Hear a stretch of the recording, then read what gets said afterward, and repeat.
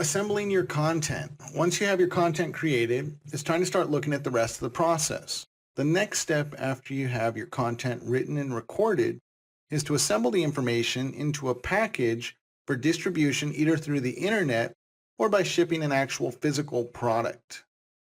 The following is a list of all the digital images that you're going to need.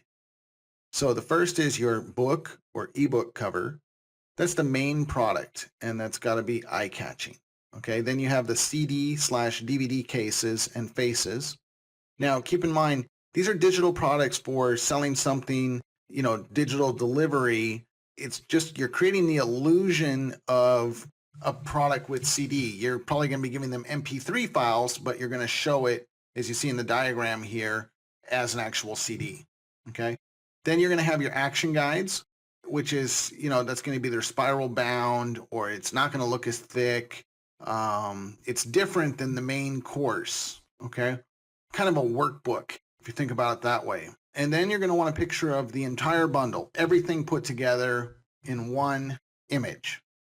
Here's a couple tips about putting that together. You're going to want to have all of these graphics rendered for use on the internet. And that basically means that you want them to be small in size, yet still high in quality. And number two, the best file format for these is a PNG file. That's Paul Nancy Grace file with a transparent background. Transparent background is the one that looks like the light gray checkerboard. And that way it can go over any of your graphics or any color background that you have on your website, and it still looks great. It comes right up to the edge of it. So when building these pieces, if you want a professional piece of software that can help you get this going, there's something called Cover Action Pro, and you can find it at coveractionpro.com. Cover Action Pro is going to run you anywhere from $147 to $299, depending on which package you choose and whether or not they have a sale going at that time.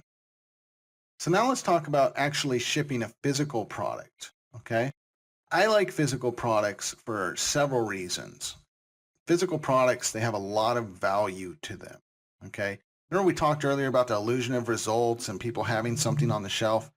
If you're just delivering a digital product, they don't have that same feeling that they could just crack open the package at some time, and they don't really feel like they got something in exchange. The information might be all the same, but when you have that big binder and those CDs, wow, it's just such a different impression.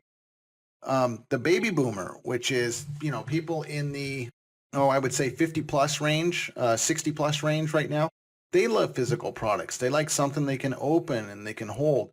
They're older than most, and the internet was not an integral part of their life from day one. Like my son, he was born into the world of the iPad. From 2 years old, he's been playing with the iPad from airport to airport and everywhere, And so while the Generation X and Y crowd might be okay with digital products, a digital delivery only, if you want to create that product that's going to stand the test of time and lower your return rate, you're probably going to want to ship them a physical product. And I know this can seem intimidating. Trust me, no one wants to put these together, okay? Me neither. Let's take some of the work out of it. All right, first, let's look at which physical item graphics you're going to want to create. And I'm going to show you how to do this with very little work, okay? The main difference between these items and the digital items is they're flat. They don't have that 3D effect to them because they're going to actually be printed out. So what are you going to need? You're going to need a notebook or binder or book covers, okay? And you're going to need to do that for both the front and back. Then you're going to need CD and DVD cases, depending on what you're given. If you're given audio and video or audio and video, you need the front, back, and inside of these cases. And then you're going to need the faces that go on them as well. And what I mean by that is these are the actual CDs and DVDs. They're going to be circular cut and punched in the middle. And let me give you a few tips to designing your physical products, okay? As you or your designer create them, you're going to want to make sure that they're at least 300 DPI, and then they're saved to PDF or, whatever your printing company requires from you. Items to include in your design, okay. Title of product. Module, part, or volume number. This is important. Okay, so when someone's looking at them on their shelf or in their car or whatever, they need to be able to tell which one they're looking at. Is it CD1 or CD6? Your name or the company name. And I would suggest putting your website on there as well, because you want a way for them to find you and order more products. Copyright info, CD/DVD symbol, lets them know if it's audio or video. Okay. Customer service or other contact info. So maybe a phone number or an email address. A marketing message. Remember the next step that we talked about before? Well, how about list it right on the CD? And then you're also going to want some sort of stick letter to include in the box. And a stick letter is a letter that just keeps them on your system, that teaches them what to do now, what to do first, what they should expect, et cetera, et cetera. And then you're also going to want to include some sort of bio or about us information. If you're going to create a physical product, my suggestion would be that you get a company to do this for you.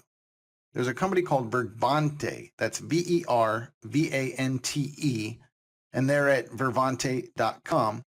And they will do this. They will print and ship as little as just one copy for you. This process is usually called printing on demand.